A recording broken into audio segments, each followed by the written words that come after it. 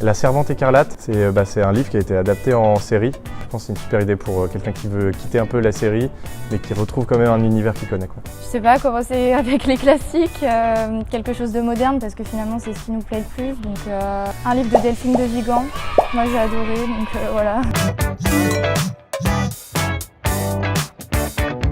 C'est la saga Les désastreuses aventures des orphelins Baudelaire. C'est une saga jeunesse où on suit les aventures de 3 orphelins. Ça commence au tome 1 où ils perdent leurs parents. C'est pas très drôle mais c'est écrit avec un humour noir incroyable et les illustrations sont folles. Et j'ai lu les 13 tomes, je pense, à la suite, en un mois.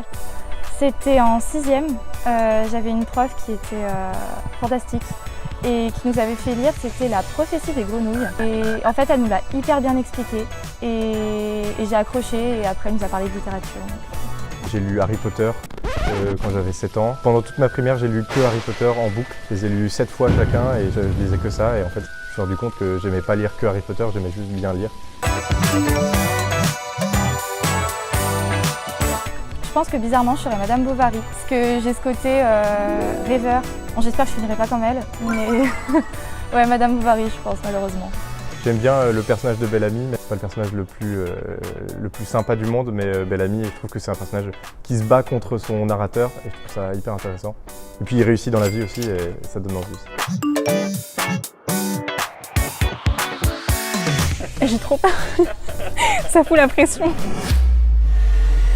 Du coup, Les Faux Monnayeurs, ça parle de jeunesse désespérée, de bourgeoisie désespérée. C'est un jeune homme qui découvre que son père biologique n'est pas son père biologique. Du coup, il se barre et il part sur un voyage initiatique pour essayer de trouver sa voie au milieu d'écrivains, au milieu de poètes.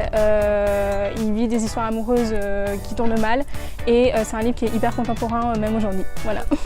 Alors Belle du Seigneur, c'est l'histoire de Ariane et de Solal et ils sont très amoureux et en fait ils vont tomber amoureux et puis on va voir toutes les phases de l'amour jusqu'à leur mort et ça va être un livre où on va voir plein de descriptions avec des phrases qui ne finissent jamais et c'est très très beau.